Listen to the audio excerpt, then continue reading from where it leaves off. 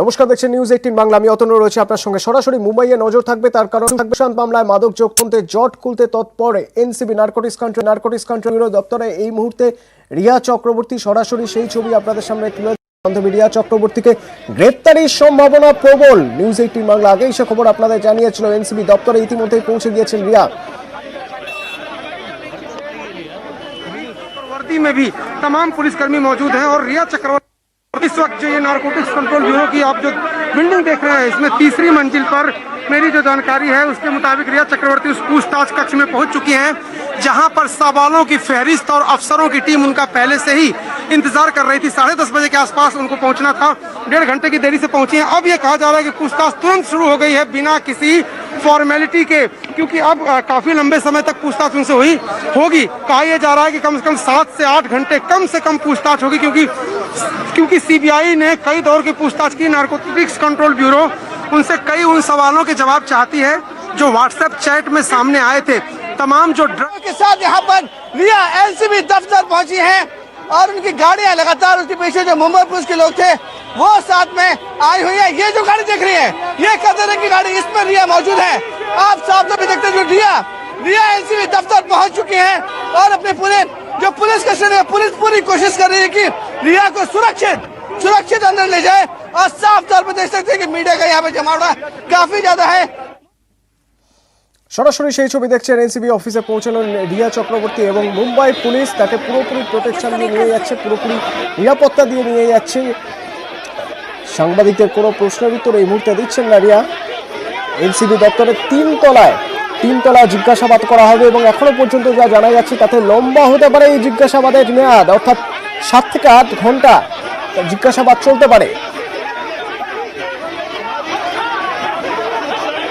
বেশ কিছু প্রশ্নের উত্তর জানতে চাইবেন আজ এনসিবি আধিকারিকরা। কারণ সৌভিকের বয়ান, রিয়ার হোয়াটসঅ্যাপ চ্যাট, সুশান্তের হাউস ম্যানেজার স্যামুয়েল মিরান্ডা, এই সবই এনসিবির হাতিয়ার।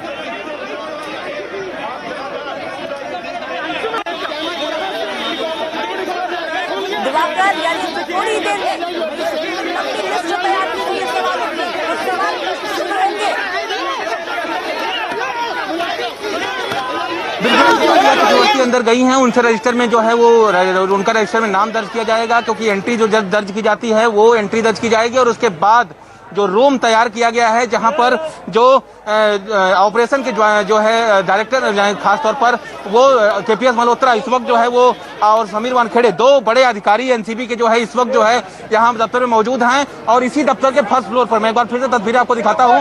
इसी दफ्तर के फर्स्ट फ्लोर पर रिया चक्रवर्ती से पूछताछ होगी। एनसीबी का दफ्तर यही है, मुंबई का जो दफ्तर है जहां पर एनसीबी दिल्ली की टीम पहुंची हुई है।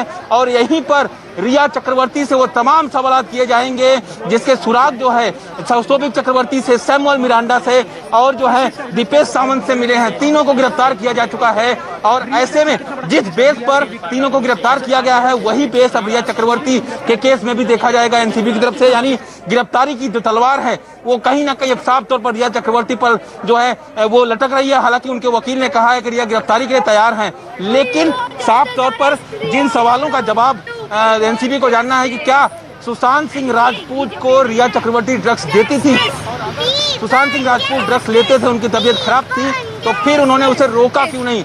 ये 2 महत्वपूर्ण सवाल होंगे। और महत्वपूर्ण चीज ये कि कब से उस ड्रग कार्टेल के साथ शामिल थी, कब से ये ड्रग्स की सप्लाई चल रही थी, किन किन ड्रग तस्करों के संपर्क में वो थी।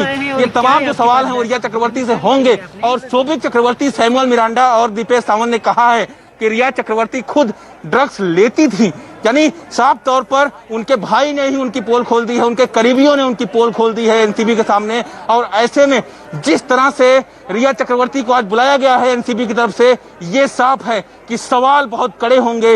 रिया चक्रवर्ती के चेहरे पर जो सिकन है वो घर से निकलते ही वक्त देखी जा रही थी। और ऐसे में पूरे रास्ते जब अपने फोन से बात कर रही थी तो अंदाजा साफ तौर पर था कि वो अपने वकीलों के संपर्क में हैं, लगातार उनसे बात कर रही हैं और उनसे पूछताछ में क्या पूछा जाएगा, कैसे उसे फेस करेंगी, ये बातें हो रही हैं।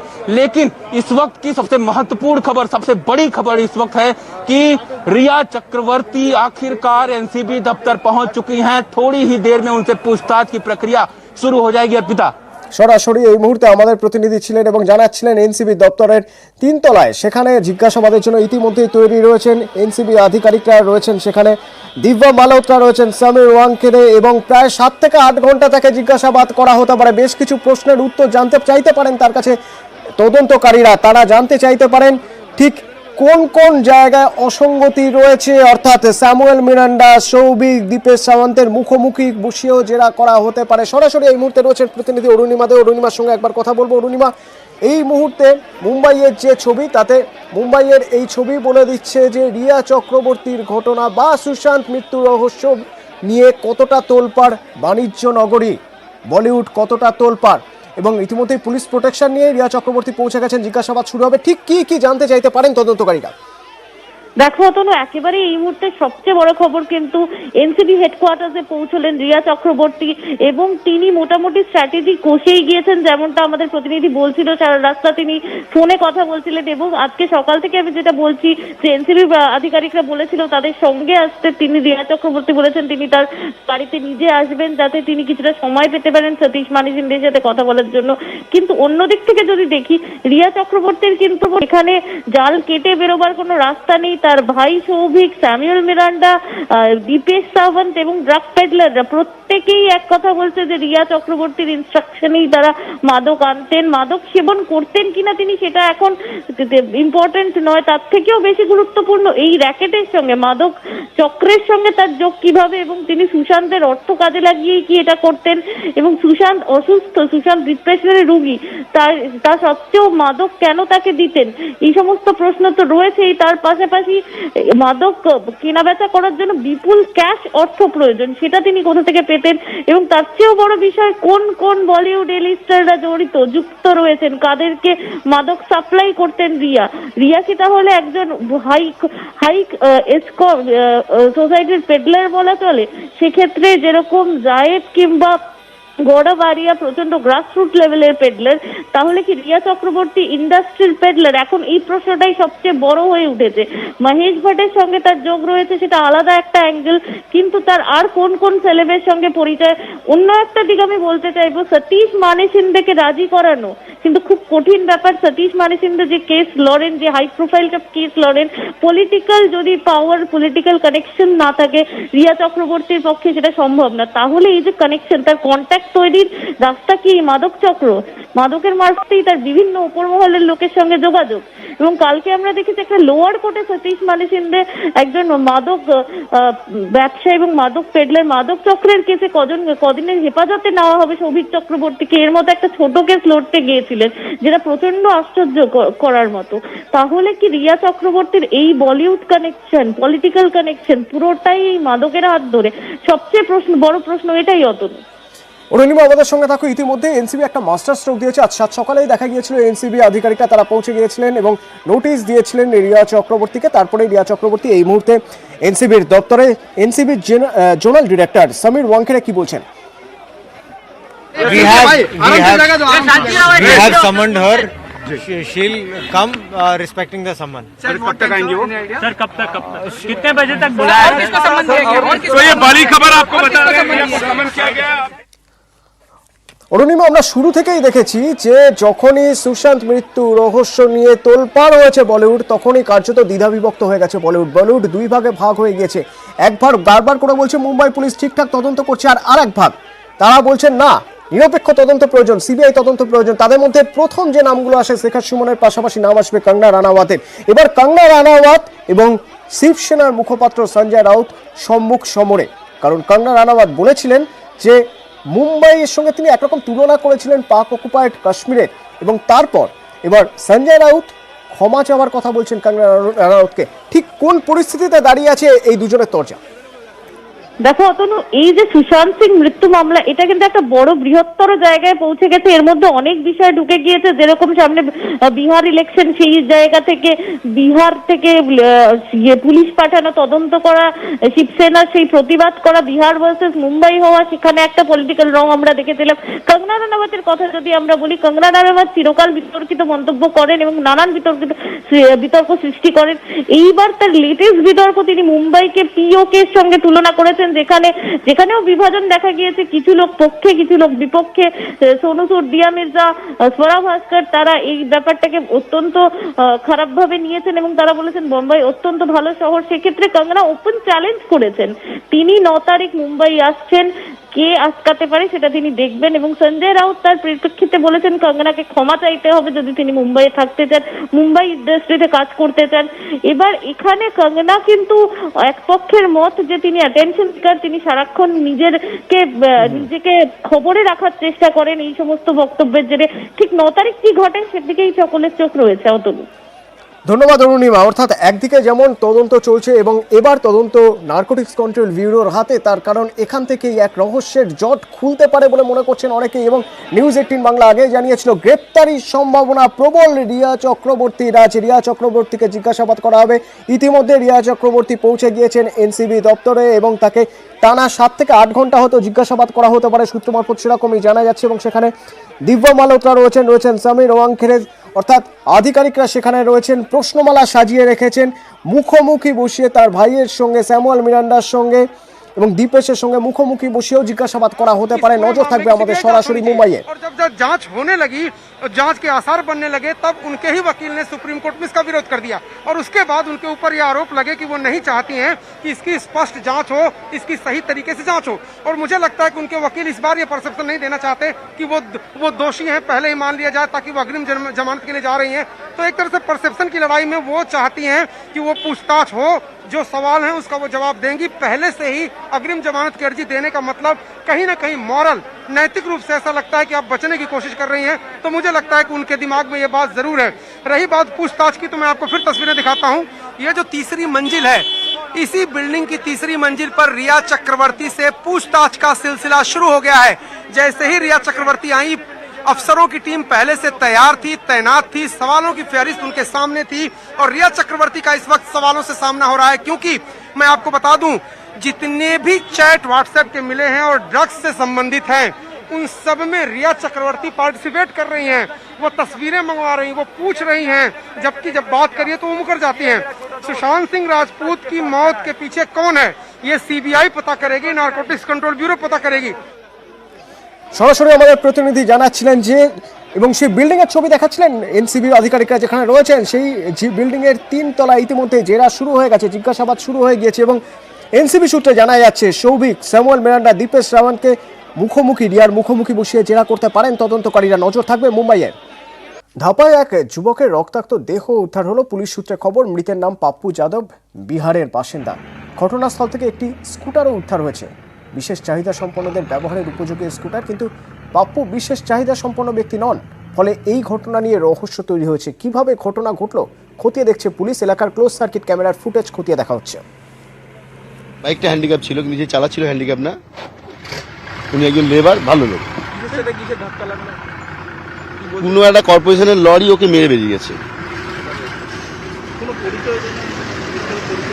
ছেলেটার নাম হচ্ছে পাপ্পু যাদব, এখানে গোডাউনে কাজ করে, এখানেই থাকে, ওরা থেকে কাজ করে। দিন 15 আগে বিহার থেকে এসছে। মাঠপুকুরের ধাপা রোডে মোটর বাইকের সঙ্গে পুরসভার ডাম্পারের দুর্ঘটনায় মৃত্যু হলো এক মোটর বাইক আরোহীর। রাত 1:30 নাগাদ ঠিক এইখানেই ঘটনাটি ঘটে। সেখানে যেটা এক প্রত্যক্ষদর্শী এবং যে মোটর বাইক আরোহীর মৃত্যু হয়েছে তার এক সহযাত্রী জানিয়েছেন যে ঠিক এই ধাপা রোডের উপর যখন পুরসভার একটি ডাম্পার বেপরোয়া হয়ে যাচ্ছিল, তখন তারা যে স্কুটিতে যাচ্ছিল তখন সেই স্কুটিতে ধাক্কা লাগে সেই ডাম্পারের, এবং ডাম্পারের ধাক্কায় রাস্তায় ছিটকে পড়ে পাপ্পু যাদব নামে ওই মোটর বাইক আরোহী এবং দুর্ঘটনাস্থলেই তার মৃত্যু হয়। প্রগতি ময়দান থানার পুলিশ ইতিমধ্যেই তদন্তে নেমেছে। তারা ঘটনাস্থল থেকে মৃতদেহটি উদ্ধার করেছে এবং যে মোটর বাইকটি ধাক্কা মেরেছে সেটিকে বাজেয়াপ্ত করা হয়েছে। তার পাশাপাশি পুরসভার কোন গাড়িটি এই মোটর বাইক আরোহীকে ধাক্কা মারে তারও তদন্ত চলছে এবং এখানকার সিসিটিভি ফুটেজের মাধ্যমে সেই গাড়িটিকে চিহ্নিত করে চালককে গ্রেফতারের চেষ্টা চালাচ্ছে প্রগতি ময়দান থানার পুলিশ।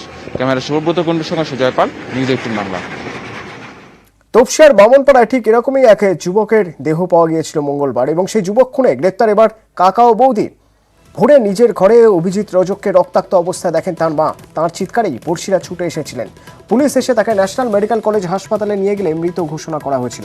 প্রথমে পরিবারের লোকেরা দাবি করেন সাইকেল চুরির প্রতিবাদ করে দুষ্কৃতীরা তাকে খুন করে, কিন্তু আত্মীয়দের কথায় অসঙ্গতি ধরা পড়ে। তারপরেই পুলিশ অভিজিতের কাকা চন্দন রজক ও বৌদি প্রিয়াঙ্কা রজককে গ্রেপ্তার করে পুলিশ। জানতে পেরেছে সম্পত্তি নিয়ে বিবাদের কারণে এই খুন। পুলিশের দাবি খুনের কথা স্বীকারও করে নিয়েছে ধৃতরা।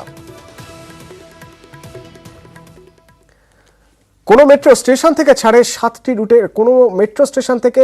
রুটের অটো ছাড়ে, আবার কোনো মেট্রো স্টেশন থেকে 5টি রুটের অটো ছাড়ে। মহানগরের প্রায় 50টি রুটের অটো চালকরা যাত্রী পেতে মেট্রোর উপর নির্ভরশীল। করোনাকালে মেট্রো বন্ধ থাকায় আঁধার নেমে এসেছে সেই সব অটো চালকদের জীবনে। তাদের মতে যাত্রী কমেছে 80%। আনলক 4-এ মেট্রো চালুর আশ্বাস দিয়েছে সরকার, আর তাতে নতুন করে আশা দেখছেন চালকরা।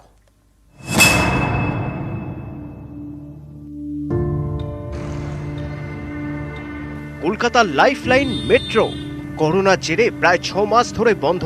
তার জেরে বিপাকে মহানগরের 50-এরও বেশি রুটের অটো চালক ও মালিকরা। টালিগঞ্জ মেট্রো স্টেশনের সামনে উত্তম কুমারের মূর্তির পাদদেশে দাঁড়িয়ে যেদিকেই তাকানো যাচ্ছে দেখা যাচ্ছে বিভিন্ন স্ট্যান্ডে সারি সারি দাঁড়িয়ে রয়েছে অটো। বেহালা যাওয়া স্ট্যান্ডে দাঁড়িয়ে রয়েছে 10-12টি অটো, এদিকে হরিদেবপুর যাওয়ার স্ট্যান্ডে দাঁড়িয়ে রয়েছে 15টি অটো, ওদিকে দেশপ্রিয় পার্ক যাওয়ার স্ট্যান্ডে দাঁড়িয়ে রয়েছে প্রায় গোটা 10 অটো। এমন একটা অবস্থা হয়ে গেছে যে বাড়িতে থাকা দায় হয়ে যাচ্ছে আমাদের। যেহেতু আমরা ইনকাম করি, আমাদের বাধ্যগতই 70 টাকা 50 টাকা 60 টাকা ইনকামের জন্য সারাদিন সে 12 ঘন্টা 14 ঘন্টা আমাদের রাস্তায় থাকতে হচ্ছে। স্কুলে ফিস, আমার মেয়ে সরকারি স্কুলে পড়ে, হ্যাঁ, বারুইপুর রানী রাসমণি স্কুলে পড়ে। এই কদিন আমি দিতে পেরেছি অনলাইনে, কিন্তু এই মাস থেকে দিতে পারবো না। এটাই সব থেকে কষ্টকর যে মেয়ে পড়তে পারবে না। মানে খাওয়া দাওয়ার দিক দিয়ে তো বাদই দিন, মানে যেটা মানে ডাল ভাত হতো ওটা এখন নুনে এসে পৌঁছে গেছে। যতীন দাস পার্ক মেট্রো হাজরা এলাকা, সেই হাজরা এলাকায় মেট্রো লাগোয়া এই জায়গাটায় অফিস টাইমে 3-4টি লাইন হতো। সেই লাইনে থাকতেন যাত্রীরা। এখন লাইন দিয়ে দাঁড়িয়ে রয়েছে অটো, কিন্তু যাত্রীর দেখা নেই। যতীন দাস পার্ক মেট্রো স্টেশনের সামনে থেকে 7টি রুটের অটো চলে। হাজরা থেকে বেহালা, খিদিরপুর, বালিগঞ্জ ফাঁড়ি, বন্ডেল গেট, বালিগঞ্জ, গড়িয়াহাট, টালিগঞ্জ। চালকদের দাবি সব রুটেই কমেছে যাত্রী। বাড়িতে টাকা দিতে পারছি না, যেখানে 200 টাকা দিই সেখানে 40 টাকা 50 টাকা দিচ্ছি। দমদমে অটো চালকদের অবস্থা আরো খারাপ। মেট্রো স্টেশন লাগোয়াই ট্রেনের স্টেশন, দুই বন্ধ। পালা করে সপ্তাহে 2 দিন করে অটো চালাচ্ছেন চালকরা। যারা স্টেশনে দিন দরিদ্র ভিক্ষা করে খায় তারা ছাড়া আর কেউ আছে? আর হচ্ছে অটোওয়ালারা। এসে ছাড়া কাউকে দেখতে পাচ্ছেন ক্যামেরায়? পাবেন না। না, তখন তো প্যাসেঞ্জার বেশি ছিল, তখন এমনি তো তাড়াতাড়ি হয়ে যেত। সারি সারি অটো দাঁড়িয়ে আছে, কিন্তু কার্যত যাত্রী নেই। যাত্রীর অপেক্ষায় দিন কাটাচ্ছেন তারা এক দৃষ্টিতে তাকিয়ে রয়েছেন মেট্রো স্টেশনের বন্ধ দরজার দিকে। কবে আবার এই দরজা খুলে যাবে? কবে আবার সেখান থেকে নেমে আসবে যাত্রীর ঢল? কবে আবার হাতে একটু পয়সা পাবেন তারা? ক্যামেরায় সঞ্জয় মণ্ডলের সঙ্গে শিবাশিস মৌলিক, নিউজ 18 বাংলা, কলকাতা।